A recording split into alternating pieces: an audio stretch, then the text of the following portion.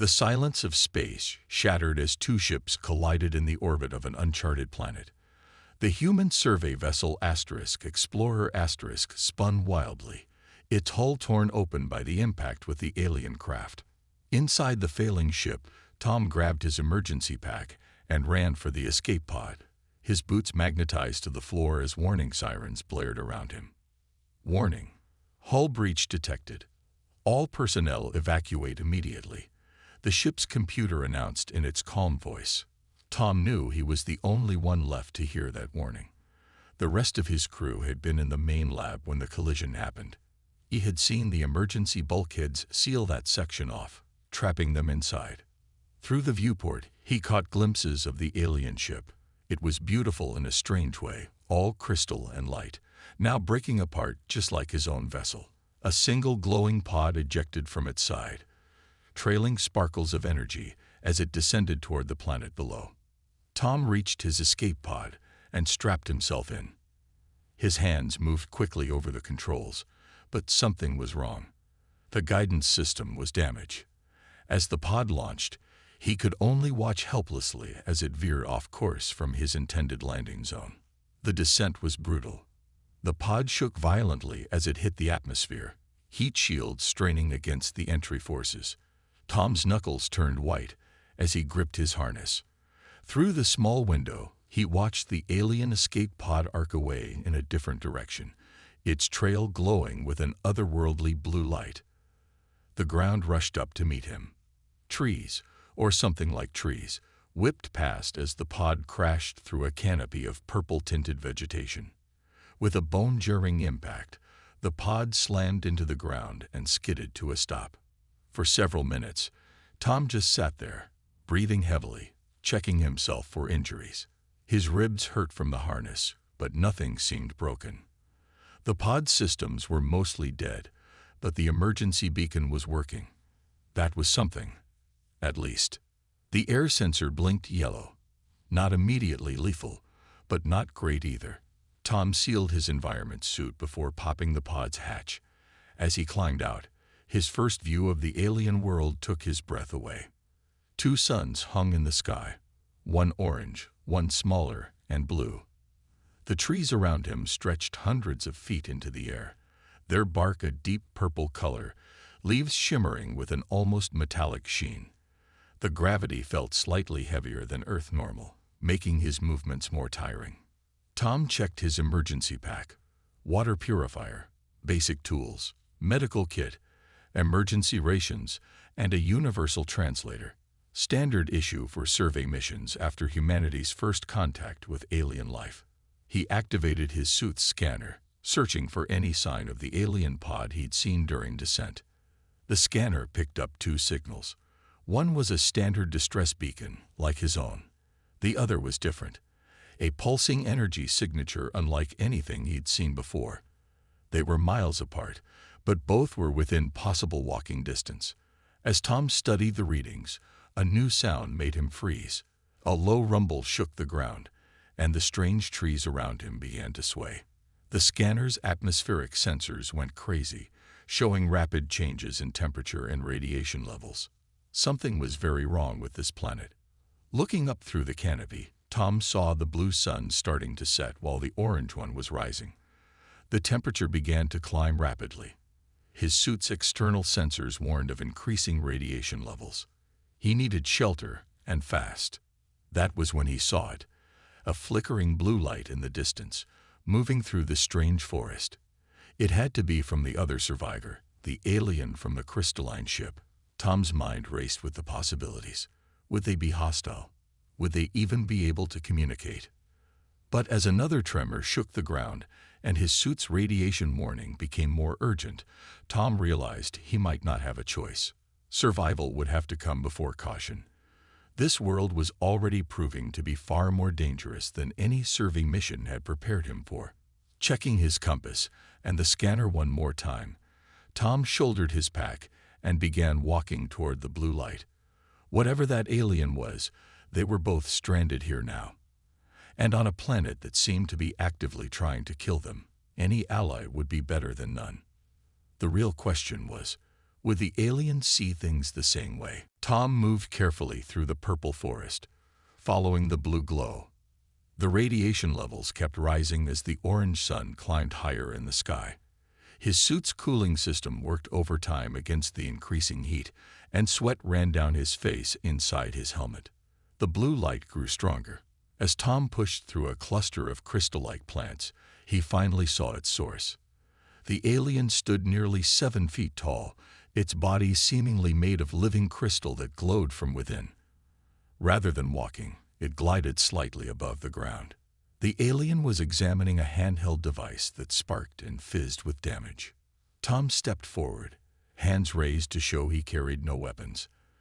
The alien turned, its crystalline form shifting colors from blue to a cautious purple. For a long moment, they just stared at each other. The alien moved first, reaching slowly into what looked like a storage compartment in its chest. It pulled out a small device similar to Tom's universal translator. The device hummed to life, creating a soft field of energy between them. "I am blue." The alien's words came through the translation field. The voice sounded neither male nor female, but had a musical quality to it. "Your kind are called humans, yes. I have studied your species. Yes, I'm human. My name is Tom," he replied, relieved that communication was possible. "We need to find shelter. The radiation levels are becoming dangerous." Blue's color shifted to a concerned green. "Indeed. This planet's radiation cycle is unlike anything in my research. My natural shielding is already weakening." The alien held up a crystalline arm that showed visible cracks. "Your protective suit will fail soon as well."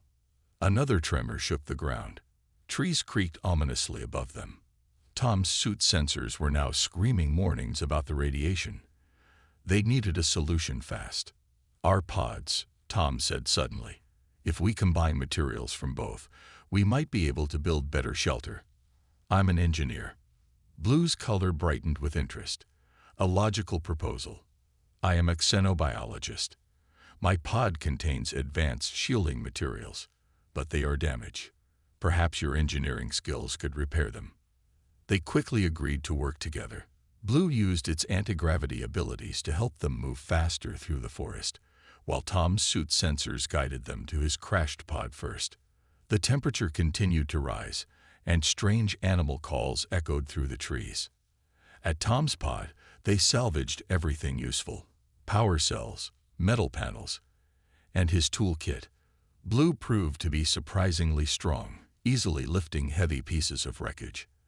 The alien's crystalline body also seemed to naturally repel the smaller predators that had started gathering around the crash site. "Your adaptability is remarkable," Blue commented as Tom quickly rewired a power cell. "Most species would struggle to work effectively in these conditions." "Humans are good at improvising," Tom replied, connecting the last wire. "We had to be, coming from a planet with so many different environments and challenges." They made their way to Blue's pod next. It had landed in a small crater, its crystal-like structure partially melted. But its shielding technology was still intact, just damaged. Tom examined the alien tech with fascination, while Blue gathered biological samples from nearby plants. "These readings are troubling," Blue said, analyzing the samples. "The plant life shows signs of periodic extinction events. Something on this planet regularly kills most surface life." Tom looked up from his work on the shield generator. "All the more reason to get this shelter built fast." "How's your shielding holding up?" "Deteriorating, but your species' engineering methods are unorthodox yet effective. The shelter may work." They combined their resources, Tom's practical engineering with Blue's advanced technology. The result was a mobile shelter, ugly but functional, built from human metal and alien crystal. They finished just as the radiation reached critical levels. Inside their makeshift shelter, the radiation readings finally began to drop. They had survived their first crisis together. But as they watched the orange sun through the shelter's viewport, both knew this was just the beginning. "Tom," Blue said, its color shifting to a thoughtful violet, I believe our chances of survival will be significantly higher if we continue to cooperate. Tom smiled inside his helmet. Agreed. Partners. Partners. Blue confirmed, its crystal form glowing brighter. Outside, something large moved through the purple forest, and another tremor shook the ground.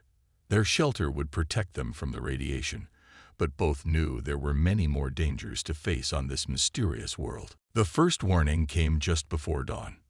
Tom woke to the sound of Blue's crystalline form humming at a higher pitch than normal. The alien's color had shifted to a deep red, a warning sign Tom had learned meant danger. The radiation levels are changing, Blue announced, studying their shelter sensors. Not just increasing. They're different. Tom checked the readings and felt his stomach drop. These weren't the normal radiation patterns they'd dealt with yesterday. The numbers were climbing faster, and the type of radiation was completely new. Look at the horizon, Blue said quietly. Through the shelter's viewport, Tom saw it. The orange sun was rising as usual, but something was wrong. The sky was turning a sickly green color. Streaks of light, like deadly auroras, danced across the heavens. We need to reinforce the shields, Tom said, already moving to their salvaged equipment. But as he touched the control panel, a spark of energy jumped from it to his suit, making him jump back.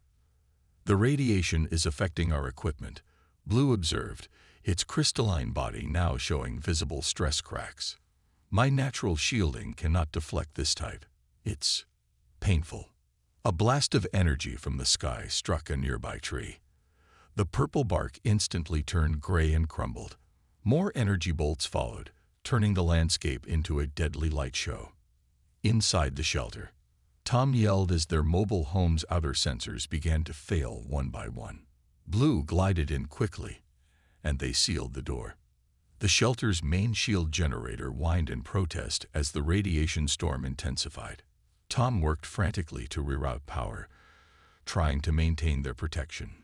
Blue pressed its hands against the wall, using its crystalline body to add an extra layer of shielding. Your body. It's cracking, Tom noticed with alarm. The alien's usually smooth surface was developing deep fissures. I can regenerate, Blue replied, though its voice carried an edge of pain. But this is unlike anything my species has encountered. We must find better protection. The shelter shook as another energy bolt struck nearby. Warning lights flashed across their control panel. The shield generator was overheating. Tom thought quickly. The metal panels from my pod. They're lined with heat-resistant material. If we can. He never finished the sentence. A massive energy bolt struck the shelter directly. The shield generator exploded in a shower of sparks. Blue immediately moved to cover Tom with its body as radiation poured in through the failing shields. My suit won't hold long against this, Tom shouted over the crackling of energy. Neither will I, Blue responded, its voice strained. But I have an idea. The radiation, it's not random. There's a pattern. Tom looked at their sensor readings again. Through the chaos of numbers, he started to see what Blue meant. The energy bolts weren't striking randomly. They followed a precise mathematical sequence.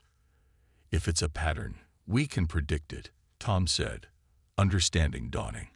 We can find gaps in the storm. Working together, they quickly plotted the pattern. Tom's human ability to spot practical solutions combined with Blue's advanced mathematical knowledge. They found their opportunity. A 30-second gap between radiation waves. We must move the shelter during that gap, Blue said. I can see a rock formation ahead. It should provide natural shielding. Can you hold out that long? Tom asked, noting how Blue's crystal body was now severely cracked. I must, was the simple reply. They waited, watching the pattern. When the gap came, they pushed their damaged shelter forward. Energy bolts struck all around them as they moved, but following their calculated pattern, they managed to dodge the worst of it. With seconds to spare, they reached the rock formation. It was made of some dense, natural material that actually deflected the radiation.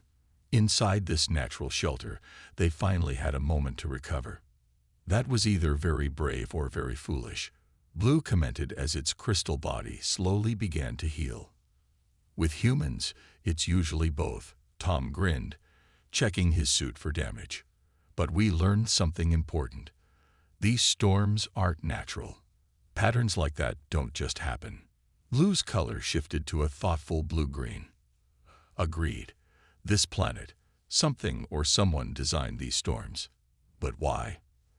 As if in response to the question, their sensors picked up something new.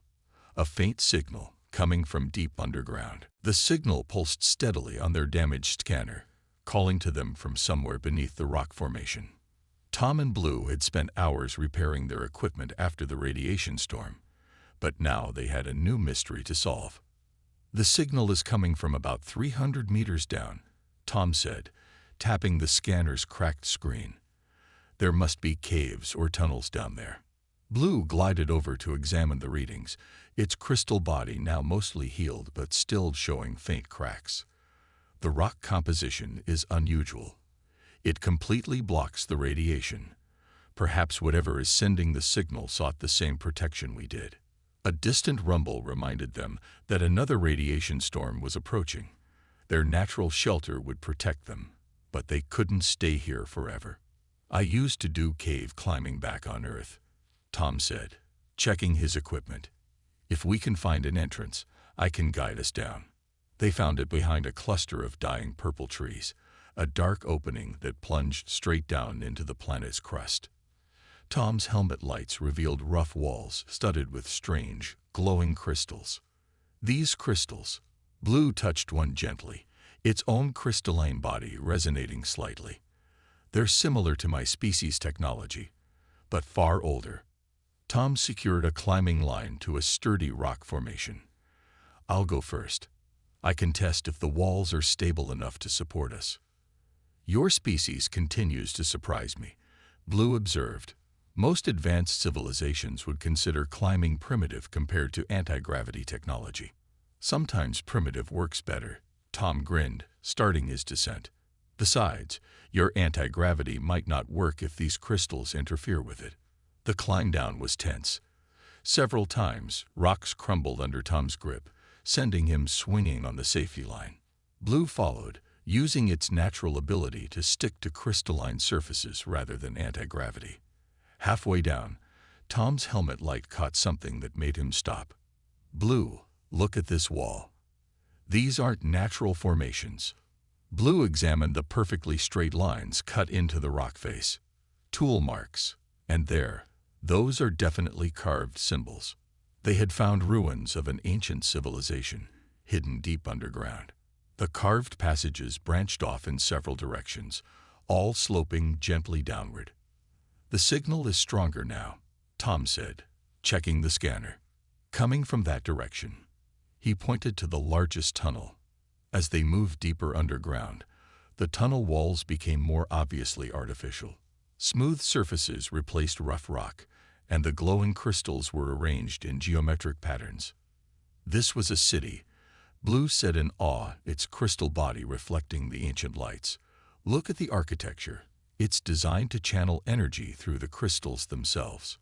Tom ran his hand along a wall covered in strange symbols. But why did they build it all underground? What were they hiding from?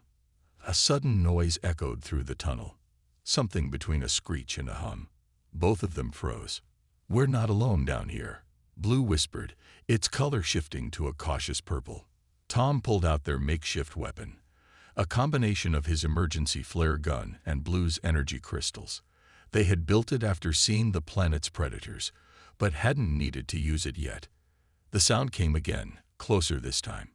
In the crystal-lit darkness, shadows moved. Many shadows. Multiple life forms approaching, Blue reported, scanning with its damaged sensors.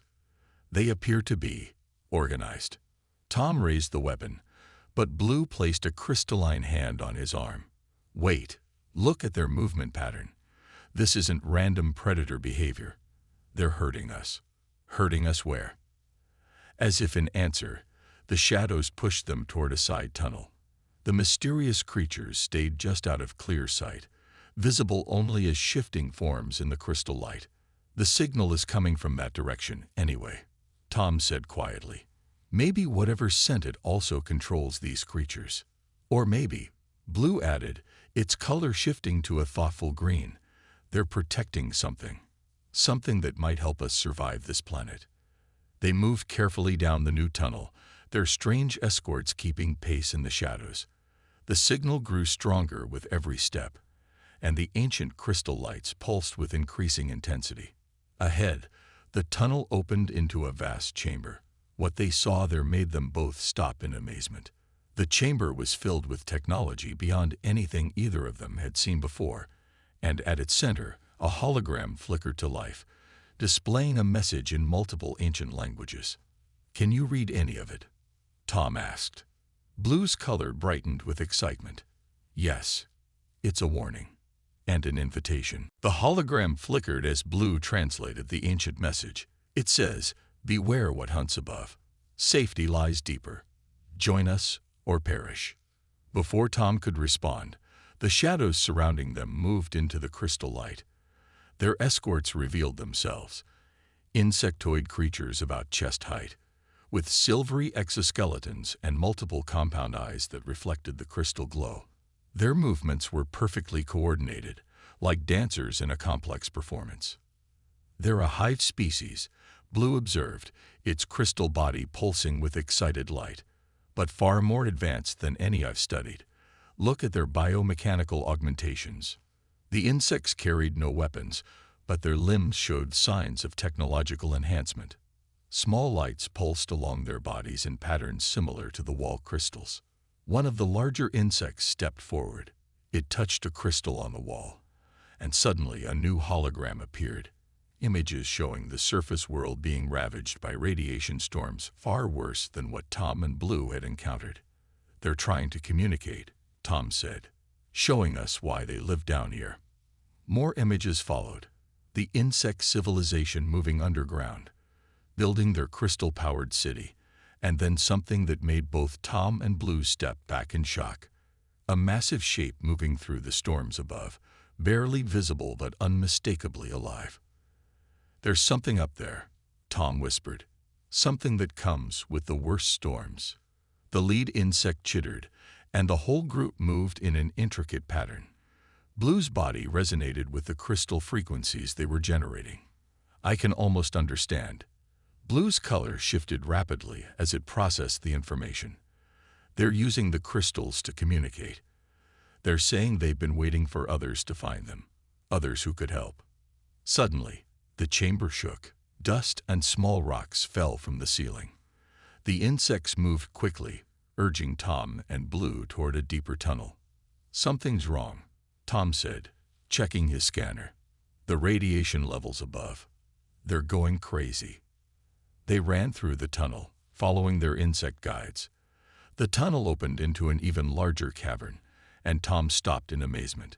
This was the true hive, a vast city of crystal and living rock, filled with thousands of the insectoids. Bridges of light connected different levels, and in the center, a massive crystal structure pulsed with energy. "It's beautiful," Blue said, its own crystalline form resonating with the energy around them. The lead insect brought them to a control panel covered in crystals.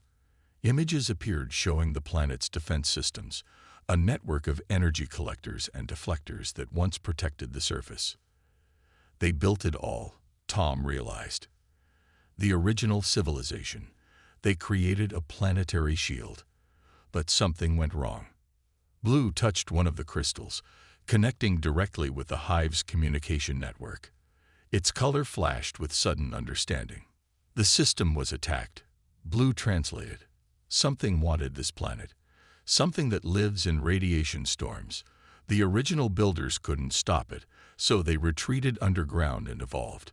Became these creatures we see now. Another tremor shook the hive. The insects moved in complex patterns, their augmentations glowing brightly. "They're scared," Tom said, watching their movements. "Whatever's up there, it's coming back, isn't it?" Blue confirmed his fear. "Yes, The storms are growing stronger. The creature feeds on them, grows stronger with them. The hive has survived by hiding. But now the storms are getting worse, Tom finished. Their shields won't hold forever. The lead insect activated another hologram, showing the planet's surface becoming completely uninhabitable. Then it showed something else, a plan, a way to fight back. They need our help, Blue said, its color brightening with determination. My crystal technology, combined with your human ingenuity, we might be able to repair their ancient defense system. Tom looked around at the insect civilization, at their incredible achievements and their desperate situation. Then he looked at Blue, his unlikely alien partner who had already helped him survive so much. Well, he said with a determined smile, we did come here to explore. Might as well save a civilization while we're at it. The hive creatures moved in a wave of approval, their augmentations glowing brighter. Above them, through kilometers of rock, something massive circled the planet, riding the radiation storms it had created. The real battle for survival was about to begin. Deep in the hive's central chamber, Tom wiped sweat from his forehead as he worked on connecting the ancient defense system's power core to Blue's crystalline technology. The insect creatures had brought them to their most sacred place, a vast room filled with machinery that hadn't worked in centuries. These power conduits are incredible, Tom said, examining the crystal pathways that ran through the walls. They're not just conducting energy, they're amplifying it. Blue hovered near a massive control crystal, its body glowing brightly as it interfaced with the ancient systems. The original builders were masters of crystal engineering. Even my species never achieved this level of integration between crystals and machines. Another tremor shook the chamber, stronger than before. Dust showered down from above, and the insect creatures moved in agitated patterns. Blue, what are they saying? Tom asked, watching their frantic movements. The creature above, it's changing its pattern. They think it knows we're trying to reactivate the defenses. It's attacking specific points on the surface, trying to break through. Tom connected another power crystal, and ancient displays flickered to life around them. The screens showed the planet's surface, and the massive shape moving through the radiation storms. Now they could finally see their enemy clearly. It was enormous, a creature of living energy that rode the radiation storms like waves. Its body stretched for kilometers, shifting between solid and energy states. Where it touched the ground, everything died. No wonder they went underground, Tom muttered. How do you fight something like that? The lead insect stepped forward, activating a sequence of holograms. They showed the original defense system in action. Massive crystal towers on the surface channeling energy upward, creating a shield that once protected the entire planet. The towers, Blue translated, its color shifting with excitement. They didn't just block the radiation. They redirected it, used the creature's own energy against it. Tom studied the ancient schematics. The system's still here, just dormant. We have all the pieces. His engineering mind was already seeing the connections, the possibilities. But the surface towers are destroyed, Blue pointed out. Without them, we can't project the energy shield. Tom grinned. Maybe we don't need the old towers.